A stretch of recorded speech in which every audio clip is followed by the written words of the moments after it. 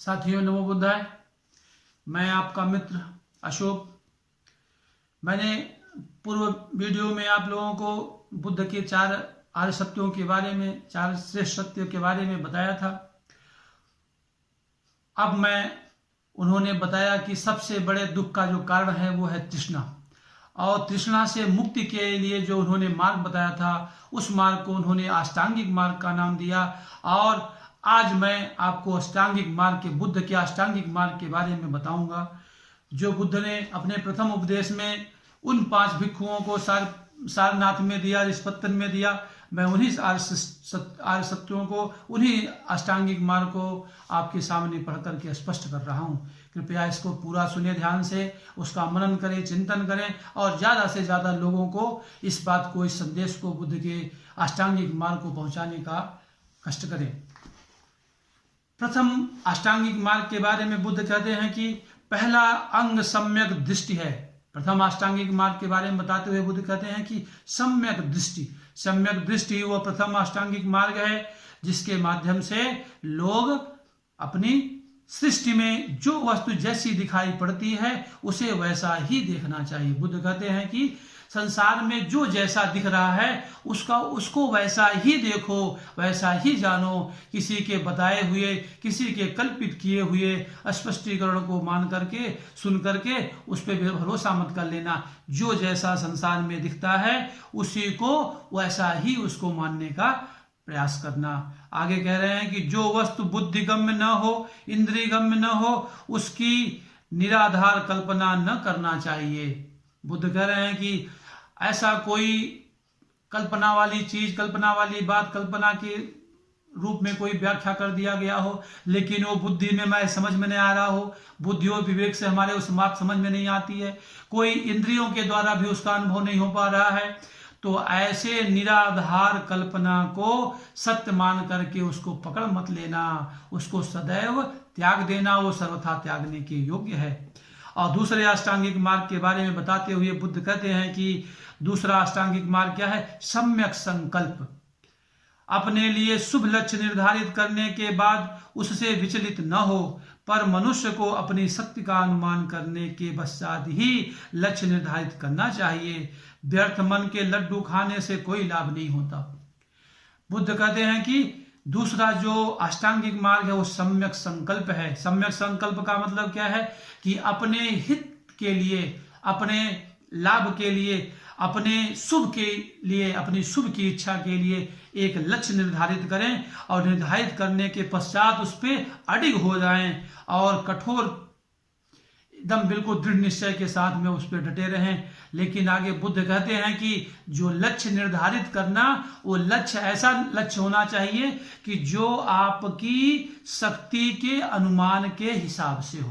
कहने का मतलब, कोई बहुत ही गरीब व्यक्ति है, भीख मांगने वाला व्यक्ति है, मजदूरी करने वाला व्यक्ति है, किसानी करने वाला व्यक्ति है, वो एक लक्ष्य रख सकता है कि मैं परिश्रम करूंगा, विधि पूर्वक परिश्रम करूंगा, सत्मार्ग से प्रयास करूंगा और कल धनी आदमी बन जाऊंगा। कल मैं, आज मेरी इनकम महीने की 2000 5000 रुपए है, कल मैं 20,000 25,000 कमाऊंगा 1 महीने, 2 महीने, 3 महीने, 5 महीने, 6 महीने के पश्चात। तो ये उसकी योग्यता के हिसाब से, उसकी क्षमता के हिसाब से हो सकता है। लेकिन वो कल्पना करके और ख्याली पुलाव पका करके अब मैं 1 महीने के बाद 1 करोड़ रुपए महीने कमाऊंगा, 5 करोड़ रुपए कमाऊंगा, कमा सकता है। बुद्ध इसके लिए मना नहीं करते हैं, लेकिन वो कहते हैं कि वो अपनी शक्ति का अनुमान करके ही अपना लक्ष्य निर्धारित करें। कहने का मतलब, वो अपनी जिस हैसियत में आज है उस हैसियत के हिसाब से अगली कल्पना करे कि मैं अगर 5,000 पे हूं तो पहले 10,000 पे जाऊं, फिर 15,000 पे जाऊं, फिर 50,000 पे जाऊं, फिर 1 लाख पे जाऊं, फिर उसके बाद वो करोड़ वाला भी समय आएगा। लेकिन वो क्रमबद्ध तरीके से, अचानक कोई जंप करने का प्रयास करेगा तो वो सिर्फ कोरी कल्पना होगी और असफल हो जाएगा। तो फिर बुद्ध को दोष देगा कि बुद्ध ने तो ऐसा कहा था कि संकल्प कर लो तो हो जाएगी सफलता, मिली नहीं सफलता, तो बुद्ध का उपदेश गलत है। तो इसको भी स्पष्ट रखें कि बुद्ध का जो दूसरा संदेश है, दूसरा अष्टांगिक मार्ग है सम्यक संकल्प, तो वो अपने शुभ के लिए, अपने शुभ लाभ के लिए, अपने परिवार और संसार और समाज के शुभ लाभ के लिए एक संकल्प करे कि मुझे इस अमुक अमुक कार्य को, अमुक अमुक प्राप्ति लक्ष्य को प्राप्त करना है। लेकिन वो लक्ष्य निर्धारण जो हो, वो जो प्राप्ति का साधन हो वो उसकी क्षमता और योग्यता के अनुकूल होना चाहिए। अपनी क्षमता की और योग्यता से बहुत बढ़कर के कल्पना करना वो सिर्फ उसकी मूर्खता होगी, नासमझी होगी और बाद में वही उसकी असफलता का कारण भी बन जाएगी। आगे बुद्ध स्पष्ट करते हुए कहते हैं कि मनुष्य जो चाहिए कि वह सदैव बहुत से लोगों के कल्याण का चिंतन करे। लक्ष्य निर्धारण के बारे में स्पष्ट करते हैं बुद्ध की लक्ष्य कैसा होना चाहिए। कहते हैं कि मनुष्य को चाहिए कि वह सदैव बहुत से लोगों के कल्याण का चिंतन करे, बहुत से लोगों के सुख में चित्त लगाए, अशुभ विचारों का निवारण करके शुभ विचारों को ग्रहण करे। यानी वो कहते हैं कि ऐसा लक्ष्य हो जो बहुत से जन समुदाय के लिए, बहुजन के लिए सुख प्राप्ति का साधन बने, बहुजन के कल्याण का मार्ग बने और बहुजन के अशुभ को दूर करने वाला बने। ऐसा लक्ष्य होना चाहिए और इसी का सदैव चिंतन और मनन करना चाहिए। तीसरा, अब बुद्ध तीसरे अष्टांगिक मार्ग के बारे में कहते हैं कि तीसरा जो अंग है वो सम्यक वाणी है। तीसरा जो अष्टांगिक मार्ग है उसको सम्यक वाणी कहते हैं और सम्यक वाणी की स्पष्टीकरण करते हुए बुद्ध कहते हैं कि सदैव सत्य और प्रिय वचन ही बोले, नमक मिर्च लगाकर चुगली न करें, दूसरे की निंदा न करें, यहाँ वहां बहुत बकवास न करें। अब इससे स्पष्ट कौन सी बात हो सकती है कि बुद्ध स्पष्ट कर रहे हैं कि सम्यक वाणी से मतलब जब भी बात करें सत्य और प्रिय वचन ही बोलें, किसी को नमक मिर्च लगा करके झूठी चुगली मत करें, बकवास की बातें इधर उधर घूम घूम करके न करें। जब बोलें तो सत्य बोलें और मृदु वचन से बोलें, मीठी वाणी बोलें। इस प्रकार वो तीसरे अष्टांगिक मार्ग को बताते हैं कि सम्यक वाणी इसी को कहते हैं। अब चौथे अष्टांगिक मार्ग के बारे में वो बताते हैं कि सम्यक कर्म हो। सम्यक कर्म चौथा अष्टांगिक मार्ग है। तो बुद्ध स्पष्ट करते हैं कि सम्यक कर्म क्या है? ऐसे काम न करें जिससे दूसरों का जी जले, जीव जंतुओं की हत्या न करें, बलपूर्वक दूसरों का धन धान्य न छीने, पर स्त्री गमन न करें और घातक मद्यपान को अवश्य ही छोड़ दें। बुद्ध चौथे अष्टांगिक मार्ग को स्पष्ट करते हैं कि सम्यक कर्म ऐसा हो। कर्म का मतलब आजीविका, जो मनुष्य अपने भोजन के लिए, अपने जीवन निर्वाह के लिए साधन अपनाता है वो कैसा होना चाहिए? सम्यक होना चाहिए। सम्यक का मतलब ऐसे काम न हो जिससे कि दूसरों को कष्ट पहुंचे, दूसरों का जी जले, दूसरों को असाध्य पीड़ा हो, दूसरों के दुख का कारण बने। और आगे स्पष्ट करते हैं कि हत्या कर्म न करें, बलपूर्वक किसी का धन धान्य न छीने और किसी पर स्त्री का गमन न करें और मद्यपान न करें। इसको वो कहते हैं कि ये चौथा अष्टांगिक मार्ग है जिसको कि वो सम्यक कर्म कहते हैं। इस प्रकार बुद्ध चार आर्य सत्यों को स्पष्ट करने के पश्चात पांचवें अष्टांगिक मार्ग के बारे में स्पष्ट करते हैं कि पांचवा अंग जो है वो सम्यक आजीव है। सम्यक आजीव से मतलब मन लगाकर उचित पेशा करें, पशु पक्षी फंसाकर बाजार में न बेचें, व्याध कर्म करके पेट न पालें, कसाई का काम न करें, पशुवध करके पेट न भरें। पांचवें अष्टांगिक मार्ग के बारे में बताते हैं बुद्ध की सम्यक आजीव। सम्यक आजीव का मतलब जो आदमी व्यवसाय करता है, जो पेशा करता है। थोड़ा सा मैंने इसको चौथे मार्ग में जोड़ दिया था। वास्तव में चौथा मार्ग ये पांचवें मार्ग की जमीन है। यानी सम्यक कर्म से ही आगे आदमी का सम्यक आजीव निर्धारित होता है। इसलिए थोड़ा सा इसको मैंने जोड़ने का प्रयास किया था।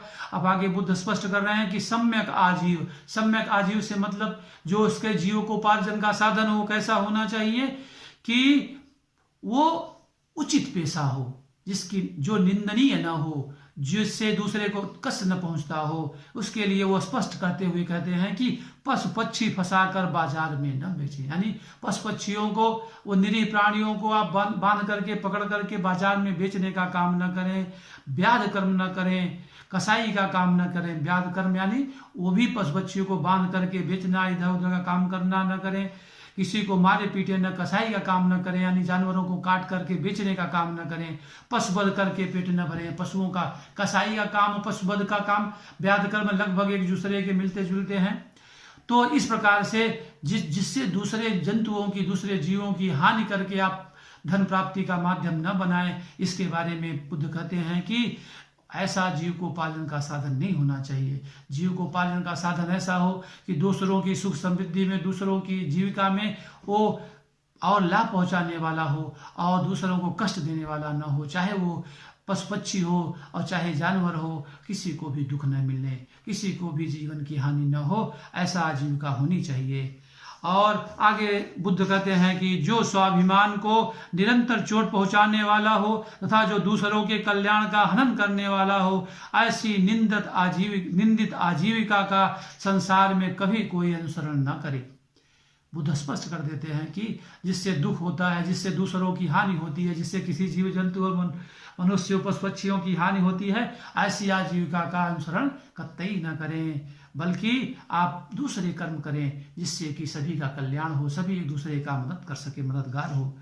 इस प्रकार पांचवा अष्टांगिक मार्ग को वर्णन करने के पश्चात बुद्ध छठे अष्टांगिक मार्ग का वर्णन करते हैं कि छठा जो अंग है वो सम्यक व्यायाम है। सम्यक व्यायाम जिसमें 4 उप अंग हैं। उस अपने आचरण में जो अच्छे गुण हो उन्हें सुरक्षित रखें, जो अच्छे गुण न हो उन्हें दूसरों से ग्रहण कर लें, अपने आचरण में से दुर्गुण हो उन्हें दूर भगा दें और जो दुर्गुण न हो उन्हें न आने दें। यानी अब वो छठवां अष्टांगिक मार्ग कहते हैं कि सम्यक व्यायाम।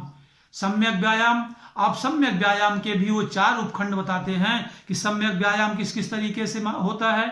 वो कहते हैं कि इसमें 4 उपअंग होते हैं और पहला क्या बताते हैं कि अपने आचरण में जो अच्छे गुण हैं, यानी मनुष्य के अंदर, हर मनुष्य के अंदर कुछ गुण हैं, कुछ दोष हैं, तो बुद्ध स्पष्ट करते हैं, बुद्ध बताते हैं कि जो आपके अंदर गुण हैं उन्हें सुरक्षित रख लें। यानी पहले सामान्य बुद्धि विवेक अपने ज्ञानेंद्रियों के माध्यम से उसका अनुभव करें और जो आपके अंदर गुण लगता है उसको अपने मन के अंदर, अपने शरीर के अंदर, अपनी आत्मा के अंदर सुरक्षित रखें और जो लगता है कि ये गुण नहीं हैं या इस चीज़ की कमी है इन गुणों की, उन्हें दूसरों से ग्रहण कर लें। जिसके अंदर वो गुण हो उसको देख करके, उससे शिक्षा लेके, उससे उपदेश लेकर करके, उससे सीख करके दूसरों के गुण, जिसकी गुण की आवश्यकता हो अपने पास न हो, उससे ग्रहण कर लें।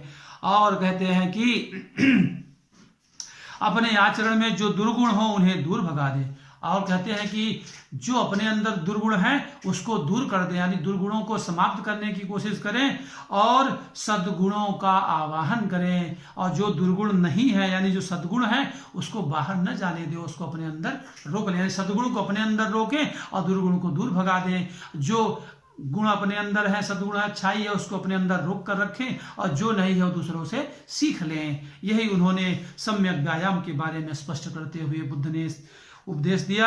आप 7वां अष्टांगिक मार्ग बताते हुए कहते हैं कि सम्यक स्मृति। सम्यक स्मृति ही 7वां अष्टांगिक मार्ग है। क्या कहते हैं बुद्ध कि मन निर्बाध रूप से जागरूक रहे, यानी सदैव मन निरंतर मन सजग हो, सचेत हो, जागरूक रहे।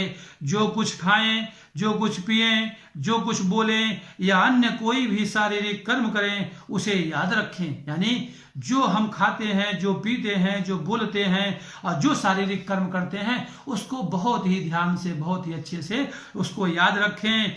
शरीर को अशुभ से हटाकर शुभ की ओर लगाएं, अनुचित कर्म करने से रोकें। बुद्ध कहते हैं कि शरीर से जो भी अशुभ कार्य हो रहा है जाने अनजाने में, अगर आप सम्यक सतर्क हैं, सम्यक स्मृति रखते हैं, स्मृति का मतलब हम अपने अच्छे बुरे कर्मों का, अपने कर्म जो भी हम कर्म करते हैं, जो भी खाते हैं पीते हैं, जो भी कोई हम शारीरिक कर्म करते हैं, जो भी हम बोल देते हैं, उसका हम मनन करें। बुद्ध के कहने का मतलब ये है, सम्यक स्मृति का मतलब उसका हम स्मृति में रखें, उसको ध्यान में रखें और उसको एकांत में बैठ के उसका स्मरण करें कि आज के दिन में मैंने किसी से क्या बात कही, किसी से कठोर वचन तो नहीं कह दिए, किसी से ऐसी कोई कड़वी बात तो नहीं कह दिया कि उसके मन को आघात लग गया हो, उसके मन को दुख हो गया हो।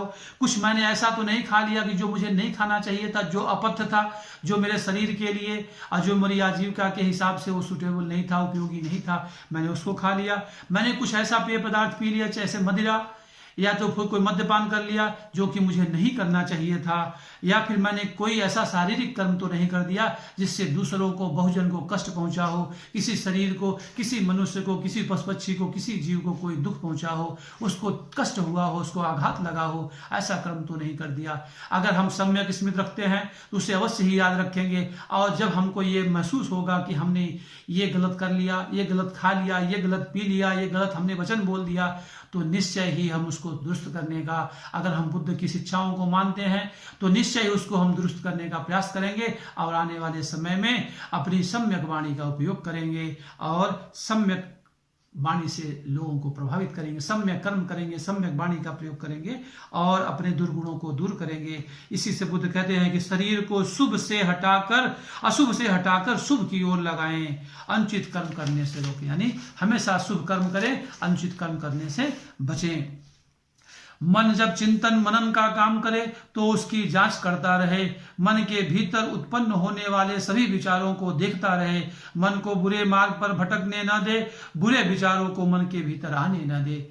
और बुद्ध कहते हैं कि हर मनुष्य को क्या चाहिए कि वो मन जब चिंतन मनन करे, यानी मन को सदैव हमेशा चिंतन मनन करना, यानी मनुष्य को ये व्यवहारिक में भी आज तमाम लोग, तमाम जो अच्छे पुरुष हैं, वो चाहे बुद्ध के धर्म से किसी न किसी रूप में शिक्षा उनके दिमाग में पहुंच गई है, तो आज भी ये लोगों का मानना है। और ये सबसे प्रथम किसने बताया? बुद्ध ने बताया कि प्रत्येक दिन आदमी को शाम के समय एकांत में बैठ करके अपना चिंतन मनन करना चाहिए, अपनी बुद्धि विवेक का जांच परख करना चाहिए, और जो भी उससे गलत कार्य हो गया, जो भी गलत खा लिया, जो भी गलत पी लिया, उसका निवारण करने का प्रयास करना चाहिए।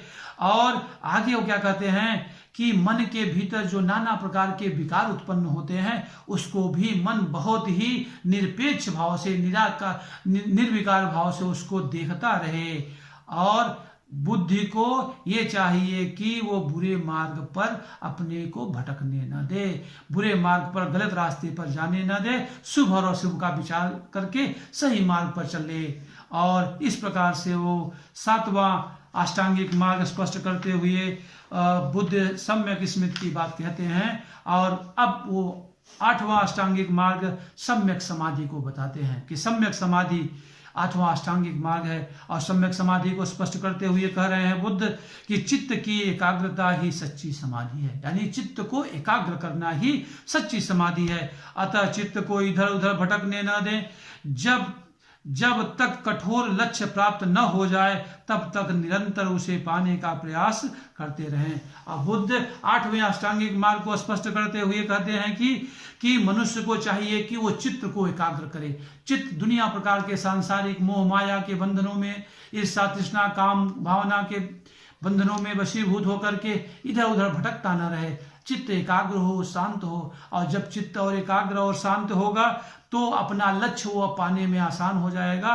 और बुद्ध कहते हैं कि अपना जो कठोर लक्ष्य उसने निर्धारित किया है, बहुजन के सुख का, बहुजन के लाभ का, हित का जो मार्ग है, उसको जब तक वो प्राप्त न कर जाए तब तक वो कठोर परिश्रम करता रहे और एकाग्र भाव से, एकाग्र चित्त होकर के इसी को बुद्ध 8वां सम्यक समाधि अष्टांगिक मार्ग कहते हैं।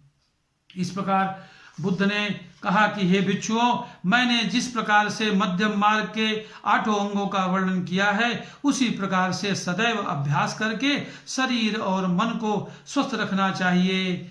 अब बुद्ध इस प्रकार से अपने अष्टांगिक मार्ग का उपदेश समाप्त करते हैं। अब इसके बाद वो पंचशीलों का स्पष्टीकरण करेंगे। तो हम लोग अगले खंड में, अगले वीडियो में पंचशील के बारे में बात करेंगे। नमो बुद्धाय। प्रिय बंधुओं, और इस उपदेश को ध्यान से सुने, इसका मनन करें और अधिक से अधिक लोगों तक इसको पहुंचाएं।